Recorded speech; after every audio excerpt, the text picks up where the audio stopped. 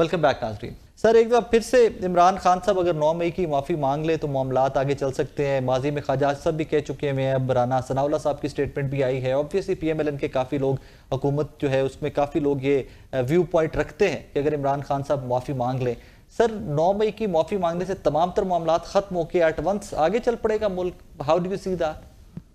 جی نہیں, یہ اگرچہ بڑا پرکشش جو ہے حل لگتا ہے پاکستان کے مسائل کا, لیکن میں پھر کہوں گا کہ اگر راتوں رات یہ تمام کیسز تمام پی ٹی آئی پر ختم بھی ہو جائیں, پاکستان کی دہشت گردی کا چیلنج اپنی جگہ پر کھڑا رہے گا. اگر یہ سب کچھ ختم بھی ہو جائے تو پاکستان میں جو اس وقت ہمیں معیشت میں نمو کا جو گروتھ کا چیلنج ہے, نیا روزگار پیدا کرنا چیلنج ہے, وہ بھی کھڑا رہے گا. اور یہ جو جس قسم کی معافی کی بات کی جا رہی ہے, یہ ایک بہت خراب اور میری نظر میں تو مہلک پریسیڈنٹ سیٹ کرے گی کہ آنے والی کوئی بھی جماعت جو ہے وہ اس قسم کے جو ایشوز ہیں, اس قسم کی طریقہ کار کو اپنا کر اپنی سیاست کرے گی. اگر آپ غور کریں گے تو یہ سمجھ آئے گا کہ جو 9 مئی کا واقعہ ہے اور جو دہشت گردی ہے, 9 مئی سے اس کی ایک ہم کہہ رہے ہیں کم شدت والی صورت تھی, ورنہ آج تک جو ہے پاکستان کی سرکاری عمارتوں کو تو غالباً دہشت گردوں نے بھی اس طرح آگ نہیں لگائی جس طرح ریڈیو پاکستان پشاور کو اور مویشی منڈی پشاور کو اور جنا ہاؤس لاہور کو. اور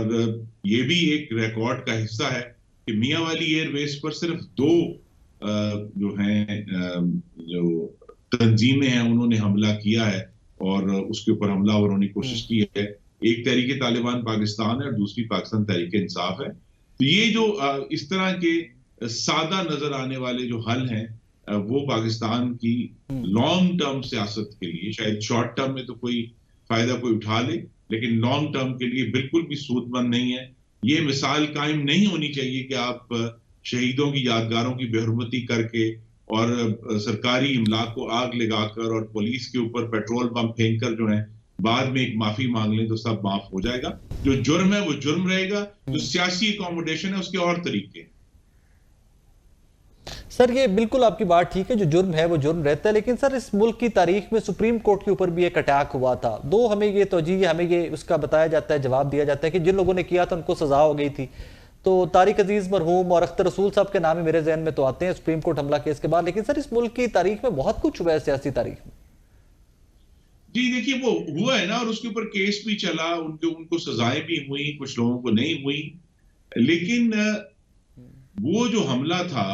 اس کے مقابلے میں ریڈیو پاکستان پشاور کو آگ ہی لگا دینا, یا جنا ہاؤس کو آگ ہی لگا دینا, یہ بہت ساری جو املاک ہیں ان کو تباہ کرنا, اور پورے ملک میں ایک اسٹریٹجک سوچ کے تحت جو ہے عسکری جو کینٹونمنٹس ہیں ان پر حملہ آور ہونا, وہ ایک فرق ہی سوچ کا غمازی ہے جس کو تاریخ اگر پڑھیں گے تو اسے فاشزم کہتے ہیں. فاشزم میں ہوتا ہے کہ ایک جماعت جو ہے وہ مستقل تشدد کے ذریعے اپنے سیاسی مقاصد کو حل کرنا چاہتی ہے, جس کا آپ نے حوالہ دیا سپریم کورٹ کا. مسلم لیگ نون 1997 کے بعد اب 30 سال ہونے کو آنے لگے ہیں, ایسا ایک واقعہ بھی مسلم لیگ نون نے نہیں کیا. تو ہم نے تو سبق سیکھ لیا کہ سیاست کا یہ طریقہ درست نہیں ہے. سر نیب کے دفتر کے اوپر پتھراؤ کیا گیا تھا لاہور میں, سر نیب کے دفتر میں پتھراؤ کیا گیا تھا, فوٹیج آئی تھی. سر نیب کے دفتر کے اوپر پتھراؤ کی فوٹیج سامنے آئی تھی پی ایم ایل این کے ورکرز. جی نیب کے دفتر پر. لیکن آپ دیکھیں نا کہ ہمیں کوئی کسی جان کا ضیاع نہیں ہوا, کوئی کسی طرح قسم کی املاک کو اس طرح نقصان نہیں پہنچا. تو یہ سارے جو حصے ہیں ایک خاص حد تک تو سیاسی احتجاج کی حد مقرر ہے, لیکن جب وہ حد جو ہے وہ آگ لگانے پر اور تباہ کرنے پر اور جو ہے میں کہوں گا شہیدوں کی یادگاروں کی بے حرمتی جو تھی وہ تو ناقابل معافی ہے. Fair enough. سر ابھی ریسنٹلی مولانا فضل الرحمان صاحب بھی بات کر رہے ہیں, کچھ اور بھی ہمارے پولیٹیکل ٹاک شوز کے اندر یا ڈرائنگ روم کی پالیٹکس یا جہاں بیٹھ کر پاکستان کے کرنٹ افیئر ڈسکس ہوتے ہیں, میاں نواز شریف صاحب کی خاموشی کے اوپر بہت سارے سوالات لوگ اٹھا رہے ہیں کہ فارمر پرائم منسٹر، ایک بڑے سینئر پولیٹیشین، ایک سیاسی جماعت کے سربراہ جنہوں نے ایک سیاسی جماعت کھڑی کی اتنی بڑی پاکستان کے اندر جو برسر اقتدار ہے، ان حالات میں میاں صاحب کو ڈونٹ یو تھنک سو کہ میاں صاحب کو فرنٹ فٹ سے اپنی جماعت کو لیڈ کرنا چاہیے اور یہ کیوٹک ٹائمز کے اندر دہشت گردی کے خلاف وار میں اپنا کردار ادا کرنا چاہیے؟ جی، یہاں بھی چونکہ پارٹی کے اندر کمیونیکیشن نہیں ہوئی اس موضوع پر، تو میں بھی کیا اثر کر سکتا ہوں کہ غالباً ان کی خواہش یہی ہے کہ شہباز شریف صاحب کو ایک مکمل فری ہینڈ دیا جائے، اور اگر ان کے پاس کوئی ایڈوائس ہے حکومت کو دینے کے لیے، آخر وہ اس وقت وزیر اعظم تھے میاں نواز شریف، جب ضرب عضب ہوا، پھر رد الفساد ہوا، وہ ہر چیز کی تفصیلات سے واقف ہیں۔ وہ اس وقت وزیر اعظم تھے جب کراچی کو میں آپریشن کر کے کراچی کو پرامن کیا گیا، لیکن وہ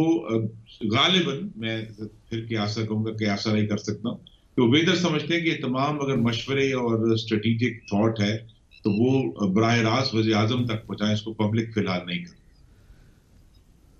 فیئر انف سر، لاسٹلی یہ فرمائیے گا، عید کے بعد اپوزیشن نے بھی ایک KPC بلانے کا اندیا دیا ہوا ہے، گورنمنٹ بھی آبویسلی اپنے اتحادیوں کے ساتھ بار بار بات کرے گی،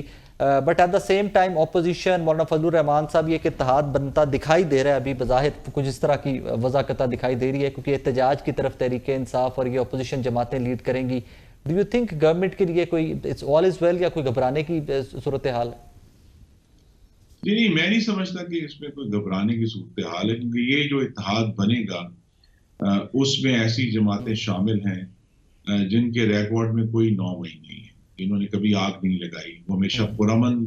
طور پہ اپنی سیاسی جدوجہد کرتے ہیں۔ ان کے ریکارڈ میں جس طرح 26 نومبر کو 5 رینجرز شہید کیے انہوں نے اور ایک پولیس مین کو شہید کیا، ان کے تاریخ میں سر وہ رینجرز والی تو سٹوری کلیئر ہوگی نا، وہ تو کار کا ایکسیڈنٹ تھا نا سر، وہ تو سارا کیس اور وہ ڈیٹیلز تو سامنے آ گئی ہوئی ہے اسلام آباد کے رہائشی۔ ایک احتجاج کے نتیجے میں ایک شخص جو اپنی ڈیوٹی، ہمیں اس چیز کو سمجھنا ہے کہ 21ویں صدی کے پاکستان میں جہاں دوسرے بہت چیلنجز ہیں، پرتشدد احتجاج یا اس کی دھمکی پاکستان کو ڈی سٹیبلائز کرتی ہے، اور اس میں جس طرح سیکیورٹی فورسز جو ہیں ان کا نقصان ہوا ہے، یہ دوبارہ نہیں ہونا چاہیے۔ اور جو یہ جماعتیں اگر اکٹھی ہوتی ہیں تو ہماری یہی توقع ہے کہ ضرور احتجاج کریں، پرزور احتجاج کریں، لیکن اگر پرامن کریں تو یہ حکومت کے لیے بھی اور جمہوریت کے لیے بھی تقویت کا باعث ہے کہ اگر پبلک اوپینین جو ہے وہ منظم ہو کر سامنے آتا ہے اور پاکستان کے عوام کو کوئی الٹرنیٹو پرووائڈ کرتا ہے۔ خرم صاحب، thank you very much for time sir, بہت شکریہ آپ کے وقت کا۔ ناظرین، مسلم لیگ نون کے سینئر رہنما جناب خرم دست ہمارے ساتھ موجود تھے۔ اباؤٹ ٹائم کہ ہم جہاں پر جس طرح انجینئر صاحب بھی کہہ رہے تھے کہ نواز شریف صاحب پرائم منسٹر تھے جب پچھلا آپریشن بھی ہوا، تو آبویسلی ان کے پاس بھی بہت سارے انسائٹس، بہت سارا ایکسپیرینس ہے، بٹ مجھے ذاتی طور پہ آج بھی لگتا ہے کہ کسی بھی اس قسم کے آپریشن سے پہلے تمام سٹیک ہولڈرز، اور اس ملک کے سٹیک ہولڈرز آپ میں 25 کروڑ پاکستانی ہیں، ہمیں جو لیڈ کر رہے ہیں، جو لوگ ہمارے ووٹوں سے اسمبلی سے پہنچے ہیں، دو کہ بہت ساروں کے اوپر کویسچن مارک آپ نے اور میں نے لگایا ہوا ہے کہ کیا وہ واقعی آپ کے اور میرے ووٹوں سے پہنچے ہیں یا وہ کسی اور طرح پہنچے ہیں، لیکن جو لوگ ووٹوں سے پہنچے ہیں، جو لیڈ کر رہے ہیں، ان تمام کو آن بورڈ لینا چاہیے، بیٹھنا چاہیے، اور یہاں پر اپوزیشن کو بھی تھوڑا بڑے ظرف کا مظاہرہ کرتے ہوئے، دل کھلا کرتے ہوئے حکومت کے ساتھ بیٹھنا چاہیے۔ اپنی ریزرویشنز عوام کے سامنے آپ لوگ ٹائم ٹو ٹائم رکھتے رہتے ہیں کہ یار یہ ریزرویشن ہے، مینڈیٹ چوری کیا ہے، یہاں پر 8 فروری کو یہ ہوا ہے، یہ وہ آپ ساری باتیں ہمارے سامنے رکھتے رہتے ہیں عوام کے سامنے، but when it comes to Pakistan, کوئی پاکستان کا مسئلہ ہے، کوئی قومی سلامتی کا مسئلہ ہے، کوئی قومی مسئلہ ہے، وہاں پر آپ سب کو اکٹھے بیٹھنا چاہیے، اپنی ریزرویشنز کے باوجود بیٹھنا چاہیے۔ آن دا ادر ہینڈ